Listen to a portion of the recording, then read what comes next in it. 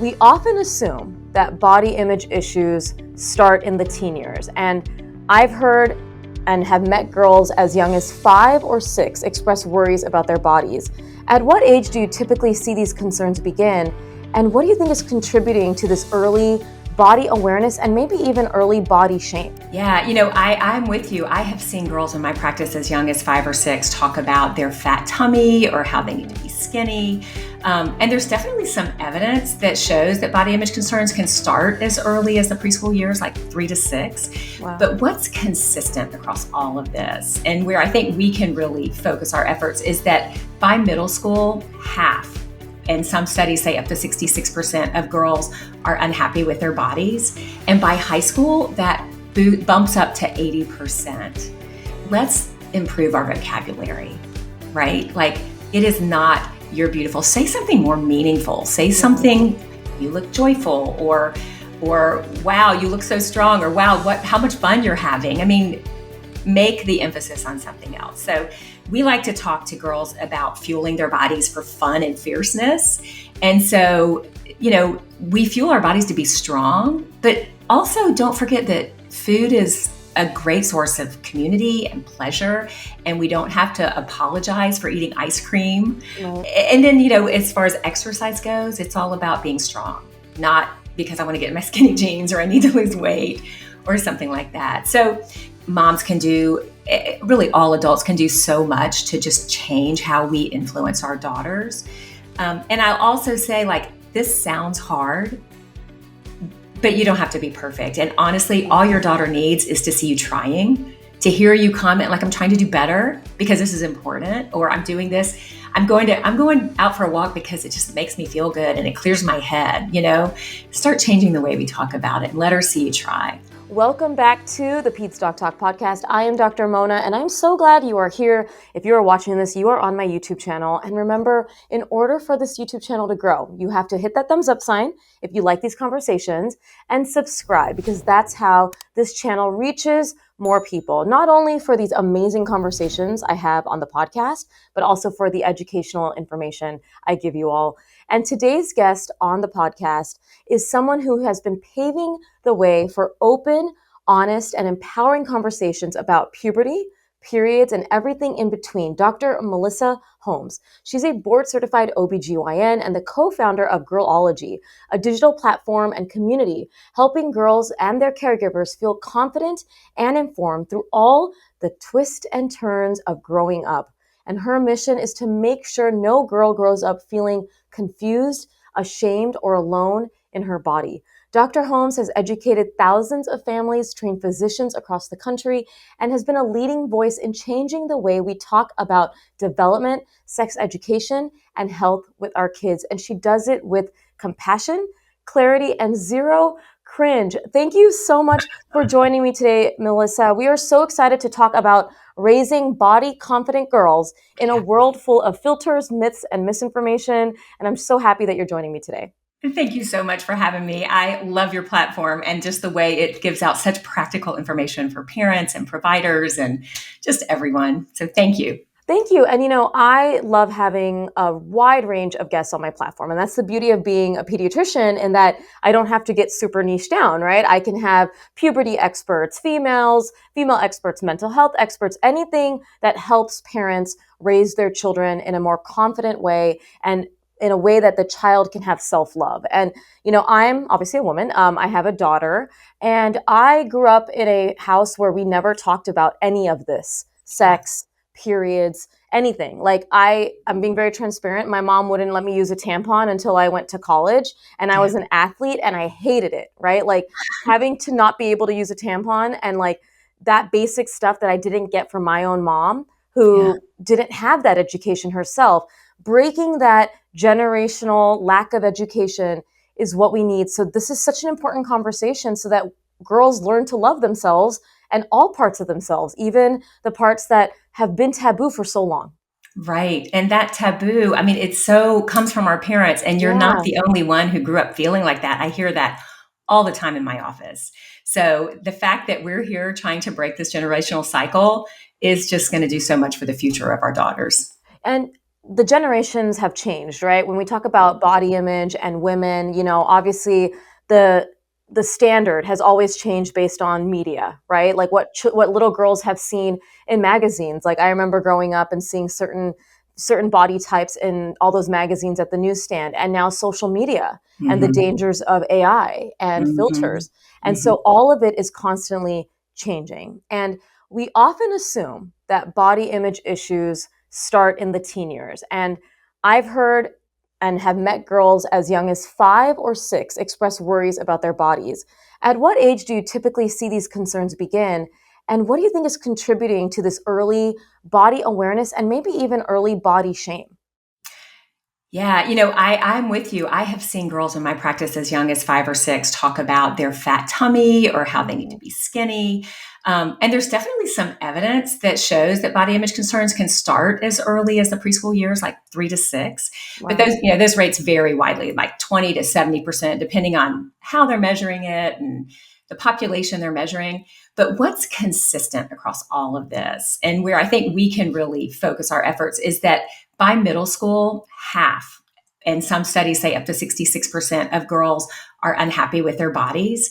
And by high school, that bumps up to 80%. Wow. So, I mean, the problem is pervasive and progressive.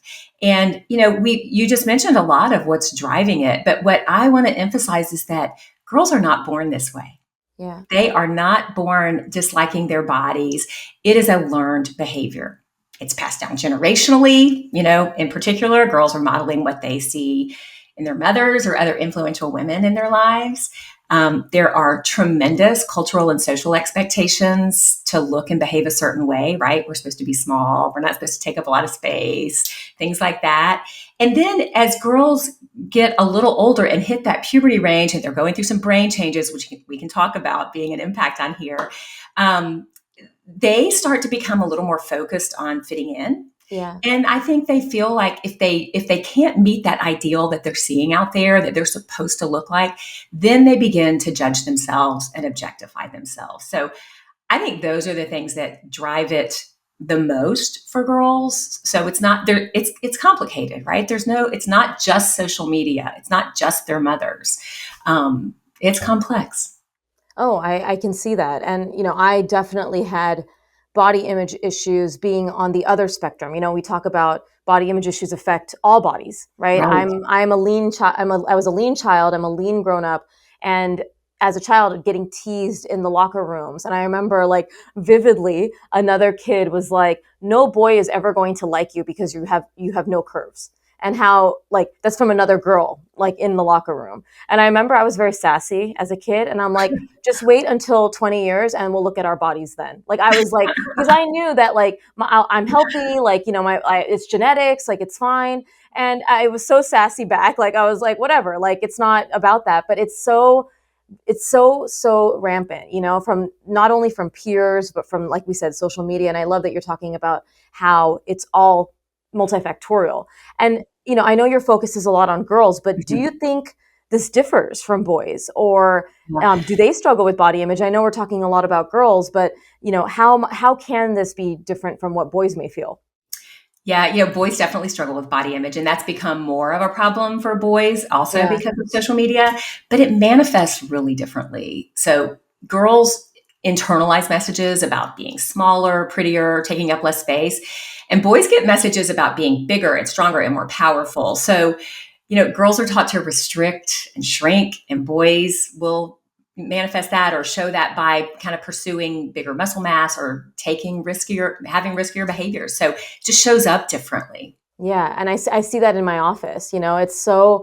It's so interesting, and I know we are talking just about like mainly about girls, but I wanted to throw that in there because I do see body image issues across the board. And when boys are coming in and they're so worried that they're so lean, which many boys are, before Yeah. they hit puberty, and maybe they'll continue to be lean because that's their body mass and that's their genetics. Yeah. But it's such an issue that affects both boys and girls. And I already talked about this in the introduction. We're raising kids in a world of filters. I can't. I'm shocked at to what AI is doing, and it's very Oh scary my to me gosh. because of these AI models that are curated. I mean, they are fake, but they are. People think they're real, and I'm it's scary to me, but I can tell the difference. But a lot of young minds and even adults can't tell the difference. So, how can parents help their kids develop a strong sense of self worth when they're constantly surrounded by messages that this is what's perfect, or this is what's enough, or you're not enough? Like, how do we protect them when they have access to these images, whether it's magazines or social media?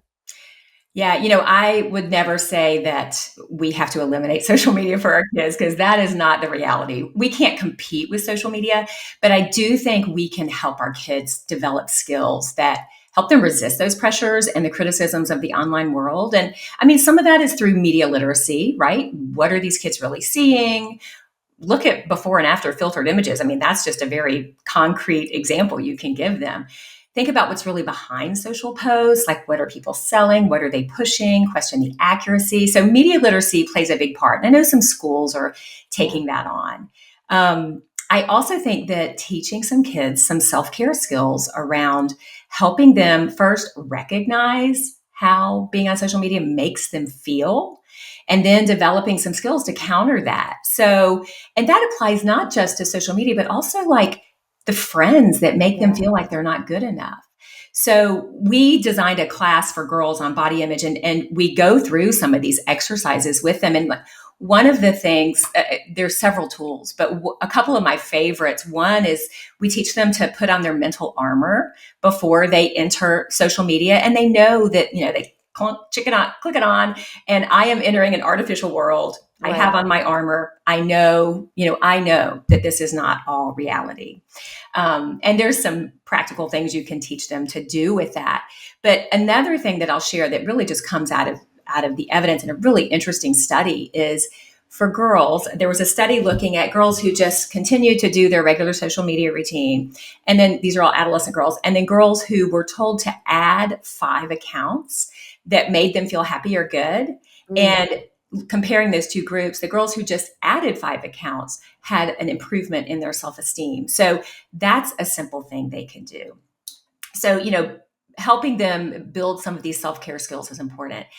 But I'll say, lastly, I think the absolute most important thing that we can do is to be the adults and to help the kids build an identity that is rooted in their capabilities and their kindness and their character, so that they know who they really are, and they are, and it's not about their appearances or who looks like what or how cute that looks.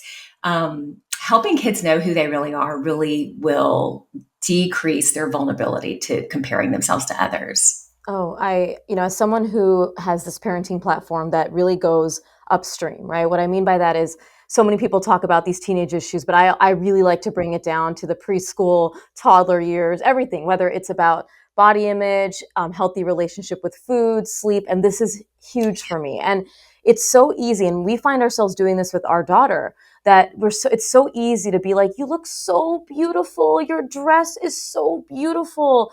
And that's not to say that you can't say that. Like, I sometimes as women, right, like we go out and I'm like, hey, your dress is really hot. Like, I love that. But that's not the worth, right? And so what I do with my daughter, and I think it's a good example, is like, as she gets older, it's like, how does that make you feel? Like, do you feel comfortable? And sometimes a dress may be itchy, right? And I'm like, is it itchy? And she like, itchy. She's 2. And I'm like, do you want me to take it off and change? And I listen to her, right? I'm not going to force her into this cutie outfit if it doesn't feel comfortable, right? And if she wants to wear leggings and scrape her knees, I want her to do that, because I wasn't able to do that. I had to wear the pretty dresses with the leggings, and I hated it. And then I grew up actually wanting to dress up, but on my own accord, not because I was pressured or because society told me that this is what looks good. And that's so valuable. That is one of those restrictions that's been placed on us as women throughout our life, right? Like, you have to dress a certain way, and then you can't run and play. Right. So I remember my mother always asked me when I was trying on clothes, can you squat in it? And I'm like, that's an interesting question. Yeah. Can you squat? Can you run? How does it feel? Exactly. I mean, focusing on things like that. But yes, acknowledging that it is nice to look nice sometimes. So we don't have to ignore appearances. We just have to make them not the priority. Yeah. And I think there's such a great way to do that, which is what we just did examples of. And then the other thing that you mentioned, and I'm so happy you did, when you talked about that mental armor and like, how we can allow children to get into the world. I mean, because even if we create this amazing security place of like, you're valuable, obviously there's going to be peers and social media. I love the mental armor thing. And I love how you said, how is this making them feel, right? Rather than saying, oh, don't worry about that. Why do you feel that way? Because with any feeling, right, we have to validate and justify the feeling in order for them to know how to deal with that feeling. So Yeah, whether it's jealousy, right? Like whether it's like they see another girl and they wish they could be that girl. Hey, yeah, what about that girl makes you feel this way? Like, what is it? And then having those conversations, I think, is so important from a parenting lens. And I love that. I love that so much because we can't shut these conversations down. We have to open them up. And that's the only way exactly. we can help. Oh, this is so. Exactly. And one of the ways, we talked about social media. We've already talked a little bit about parenting. Our own words and behaviors around body image matter more than we realize. And I believe it's actually one of the most important things, the way we talk about how things look on us. What are some common ways that adults unintentionally pass down body shame or insecurity? And what are some simple shifts that we can do as we model body confidence and self worth? Yeah, I mean, there's no doubt that mothers are their daughter's biggest influencer. We Yeah. know that from the eating disorder literature, but Hmm. it's also just true in general. And and I'll just, if I can just give you a little aside, when we started our class for girls on body image, the biggest feedback we got from them was, I wish my mother could learn this. I Oh, wish I my know. mom could learn how to say these things about her body or learn how to do these things. And so, and as a mom myself, I have three daughters and I have caught myself making every mistake there is. But through a lot of the body image work we've been doing, I've learned that there are really three big areas where I think that we can make a biggest impact. One is our negative talk about our own bodies, right? In front of our kids. When we say, oh, I look terrible in this, or Yeah. even I need lipstick or my hair is frizzy, our daughters are just internalizing that and thinking that that's what is important to us. So, to shift that, we just have to do the work to change our own relationship with our body and to get out of our head and learn to connect with our body in a different way. We're more than just an object to be gazed on or critiqued. Our body should be like the subject, like this is what we go out and live through. So we have to change our whole mindset around our own body.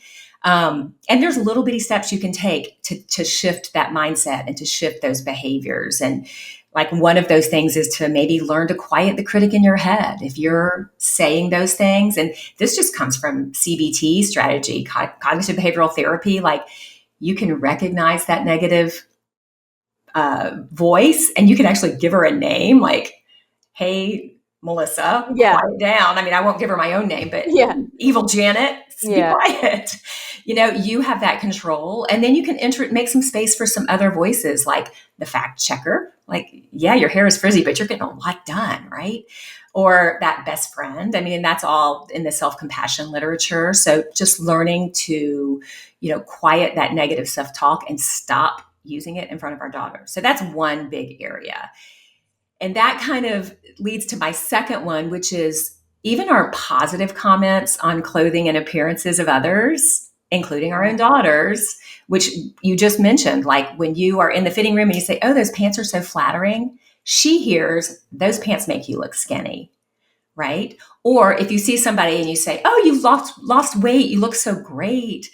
And then my favorite thing to point out to people is look at any photo of someone, like if a mom posts a photo of her daughter on social media and look at the comments, they say, oh, she's gorgeous. Oh, she's Yeah. beautiful inside and out.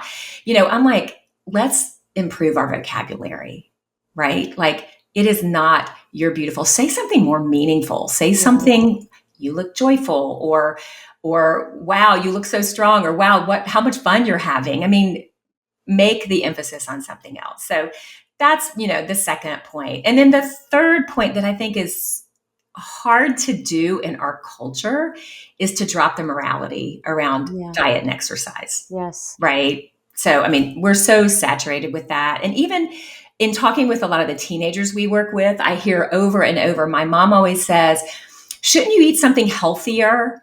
And they hear, that's fattening. You're going to get fat. So we have to be really careful about how we talk about food and exercise around our daughters. we like to talk to girls about fueling their bodies for fun and fierceness. And so, we fuel our bodies to be strong, but also don't forget that food is a great source of community and pleasure, and we don't have to apologize for eating ice cream. Right. So, and then, as far as exercise goes, it's all about being strong, not because I want to get in my skinny jeans or I need to lose weight or something like that. So those are my three big areas where I think moms can do, really all adults can do so much to just change how we influence our daughters. And I'll also say, like, this sounds hard, but you don't have to be perfect. And honestly, all your daughter needs is to see you trying, to hear you comment, like, I'm trying to do better because this is important, or I'm doing this. I'm going out for a walk because it just makes me feel good and it clears my head, start changing the way we talk about it and let her see you try. I love it.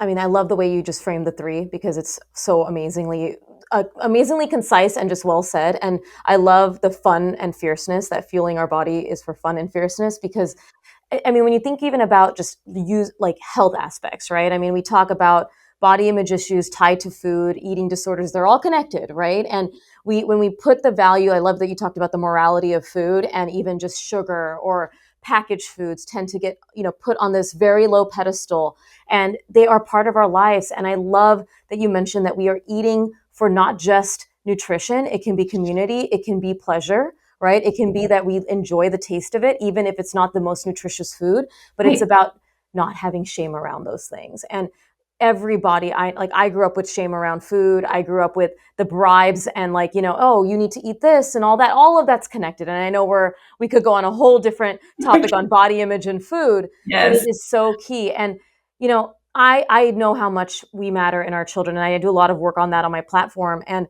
I always tell my community, like, make sure you are following the right accounts yourself as mothers. There are a lot of accounts out there that are very curated and very, even if they are positive body image, you want to make sure that the accounts you're following as a mother makes you feel good. Like, if Yes. we're going to be telling our girls or sons, like, hey, does this make you feel good? How are the accounts you're following making you feel as a mother, as a woman, with your body, with the fact that as a parent? And I'm very big on that and very cognizant about that when I share my own information, because Yes. I am who I am, but I know that, everyone is viewing this information and has to decide if it's for them, and quiet that noise if it's making it hard for you to be a better parent and showing up as a more authentic self. Yeah, absolutely. We can edit our own feeds, and I've personally done it. Yes, Yeah. I've been in social media and felt horrible about myself. Um, when I learned that adding 5 accounts, I actually did Love it, that. and my feed changed completely. So, Yeah. now I have a lot of golden retrievers showing up in my feed, which is really nice. Oh, It that's makes good me feel energy. happy, right? Yes, exactly. And that's the point. You want to surround yourself in real life and online with people that uplift you and make you feel Absolutely. joy, or Yes. make you feel like you're learning something. I always say, if someone's not bringing you joy or laughter, if they're not making you grow as a human, or if they're not educating you in a non-fearful way, they're probably not your social media besties. Like, you gotta let it go. So true. Now, of course, I want to talk about puberty a little bit. One of the things I really admire about Girlology, beyond what we just discussed, is how we make puberty conversations less awkward and more empowering for families. So, when do you recommend parents start talking about puberty, and how can we do it in a way that normalizes the experience instead of shaming it? And maybe even how we can talk to it about with boys too, like just in general, children in general. Yeah, children are so curious and they love learning about their bodies and they love learning about their friends' bodies. So, this whole, past history of separating boys and girls to learn about puberty is so ridiculous because it's the only time in I their know. school experience that they get separated by gender, which has all kinds of problems these days, right? So, teaching them all about each other's bodies is really important. And, we in Girlology, and we do have a little guyology side thing for boys, but we just recommend starting as early as you can. Yeah. And then but little kids don't need all the details. So layer it. Every year you have a conversation on the same topic with a little more detail added. So if it's puberty, you can start when you talk about your body is growing. Like, we love to see our toddlers grow. You're getting so big. You're doing big big girl things, and as you continue to grow up, your body is going to become a big girl's body. I mean, we can keep it really sweet and simple and innocent. And then as they get a little older, we add the details. I mean, adults make it awkward because of the shame and taboo, especially around women's bodies that have been passed down for so many generations. But we need to remember that kids aren't born feeling any shame or embarrassment about their bodies. So we just have to shed our own discomfort, lean into their curiosity. And a couple of things that I always recommend is normalize normal and drop the drama. Yeah. So normalizing normal is just, use proper names for their body parts. They have an elbow, a nose, a vulva, labia, clitoris, a vagina, a penis. Not only is that helpful as they're growing up, that to give them the language to talk about their body, it's protective against childhood sexual abuse. I mean, there are important reasons to do that.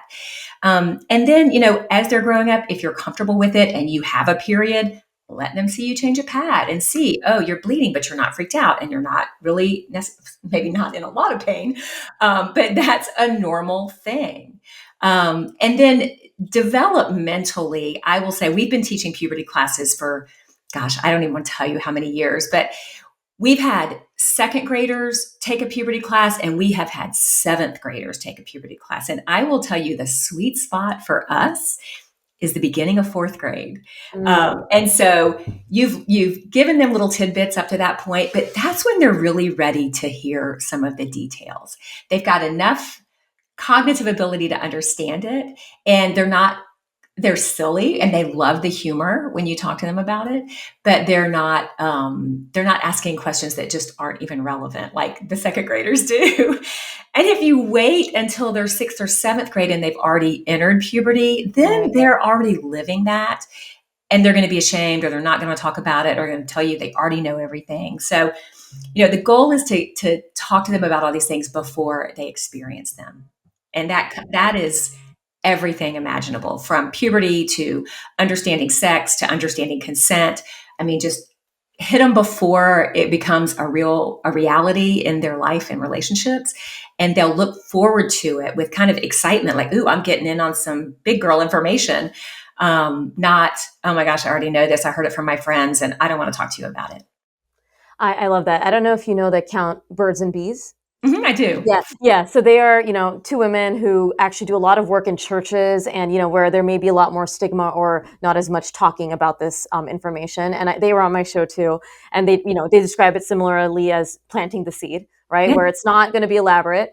One thing I do with my son now, he's 5.5 at the time of this recording, so around when he was 5, because my daughter she's allowed to, but she's 2, so I'm not really doing a lot of seed planting in periods. But when my son, sometimes I'll be using the bathroom when he's in the bathroom, like the master bathroom. And one day I was having my period and I was like, hey, Ryan, you want to see this? And he saw the blood. And he's like, oh, mommy, did you get hurt? And I was like, no, sweetie, it doesn't hurt me. Like, I didn't talk about the cramps and stuff like that. I was like, no, honey, it's for women. Once a month it happens. And Vera, my daughter, is going to have it happen. And, it's something that will happen. And he's like, he didn't even ask the questions to follow up. He just asked if I was okay. And then now, every time I say that I'm going to go use the bathroom, he's like, can I come see your blood? And I'm like, and I laugh, but I also it's so funny. And I'm like, no, sweetie, I don't have my period right now. Like, I use the terms, right? I'm like, I don't have my period. There's no blood. And he's like, oh, okay. But he's so fascinated by the blood. And I actually just remove it. I just hang it up and I show him. And it's me and you can talk about this and it seems very normal because we are about this, but some people find this so uncomfortable. Like my husband, who grew up in a very 2-boy household, never talked about any of this related to girls, in a culture that was very taboo about even men buying period supplies at stores, right? Yeah. And he's like, is this okay to do? I'm like, absolutely. This is what we should be doing. Like, he is going to grow up, whether he is with a woman or man, I don't know what what he's going to do in his future. He's going to grow up as a very aware human. And even for his sister, compassion he's going to have. You hear about those little boys who give another girl a jacket if they had the period pass through their pants on the bus. And I'm like, what a good raising of a boy to understand that this is something that, they may not experience, but that I can have the sympathy to be able to say, you know what, this must feel uncomfortable. Why don't I give you something to help you out? It's such a beautiful way to raise children. I love it. It is. And kids understand when they each learn about each other, they recognize that everybody has some weird stuff going on that Yeah. can feel a little funky or might feel a little embarrassing sometimes, but then they are so much more compassionate towards each other. So I love that. And I love that you're doing that with your son. You will raise a wonderful young man. Yeah, it makes me snicker because I'm like, what literally it happened yesterday, and I was like, no, babe, you're fine. He's like, I want to come see, and I'm like, you don't have to come see today. But it's the body, and again, that goes back to being body comfortable, right? Like my Yes. kids have seen my body. They ask me questions about my body. I have 5, 7 scars on my abdomen from childbirth. They Yeah. ask me about my scars and like the fact that I have extra fat and skin there, and like we're open about it. And I say, this happened because I had babies, and I'm so happy to have you. And I love that. And I think, again, having these conversations with our kids, me and you having these conversations, and our community here on our show listening to this, I think is going to really hopefully give people the confidence to do so themselves. Yeah. Normalizing normal. I love it. Yeah. Now, obviously with puberty, there's this emotional side that can just be as intense as the physical changes. So how can we support girls as they navigate both those emotional and physical developmental changes, especially in those early years when it's so uncertain and unfamiliar? Yeah. So, from a medical perspective, I think the emotional and physical sides of puberty are really intertwined. Yeah. And it helps to understand that it's not just their body getting a massive makeover, their brain is too. And so I like for parents to help understand, their brain's going through this big renovation, which makes them more self-conscious, better abstract thinkers, seeking independence. And they also are living through a part of their brain that's kind of the emotional center. It's called the amygdala. But looking at functional MRI studies, everything passes through there in adolescence, and it gets this little extra dose of drama. But for girls, I will say that too often we blame all female emotions on hormones. Yeah. And hormones don't make emotions. They make them bigger, feel bigger, and they can make them happen faster, but they don't cause emotions. So I want to normalize the fact that emotions our daughters experience emotions because of what they're experiencing in their life and their inner thoughts and their perceptions and things. So we can help them by, not escalating their emotions. Like we have to be that calm, safe space for them and give them a place to express them and, help them learn to manage and cope with their emotions. And I know you've talked about this a lot on your platform. That is just probably one of the best gifts we can give all kids.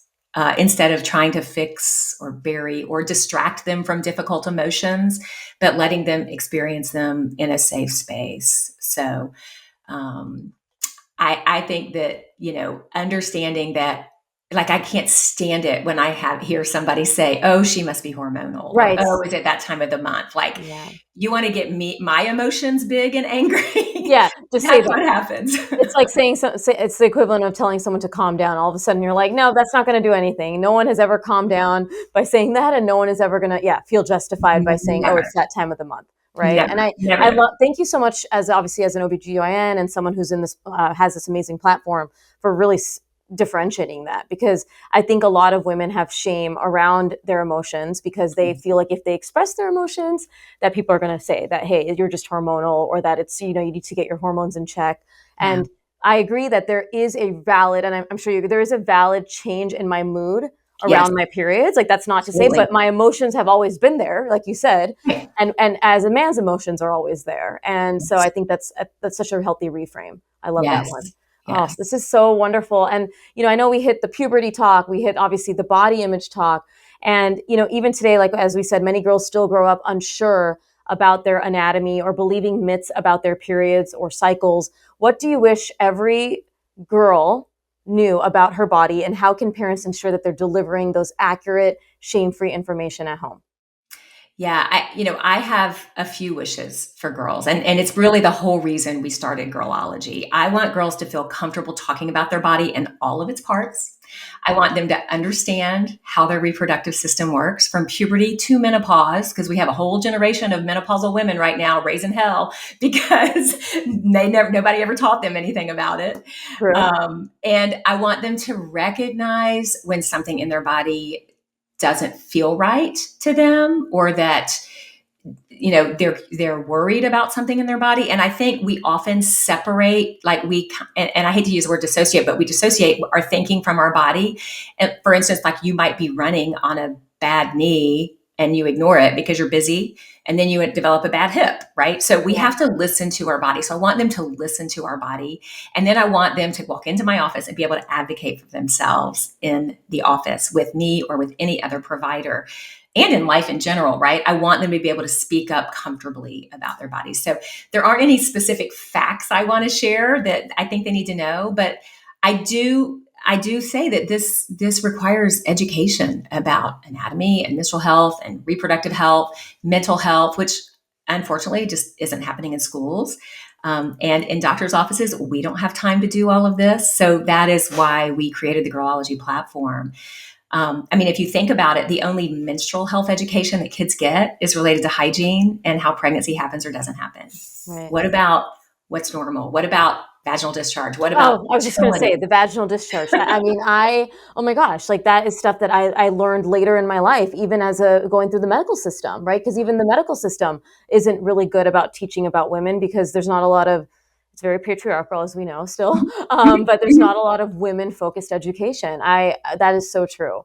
Yeah. And what you said, Melissa, about the fact that, we talk about school, doctors' offices and schools. And as a pediatrician, I talk about the perfect trifecta of like a school system, a parent, and a doctor working beautifully together to be able to educate and empower these children.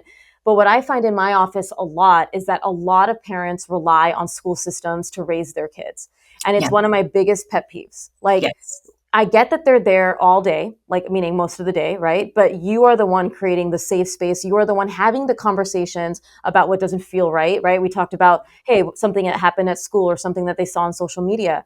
So we are their safe home. Like we cannot escape the fact that we have to do this responsibility. And platforms like Girlology, if you're feeling uncomfortable because you never got that, can help the parent do this work at home. And I think that's so wonderful.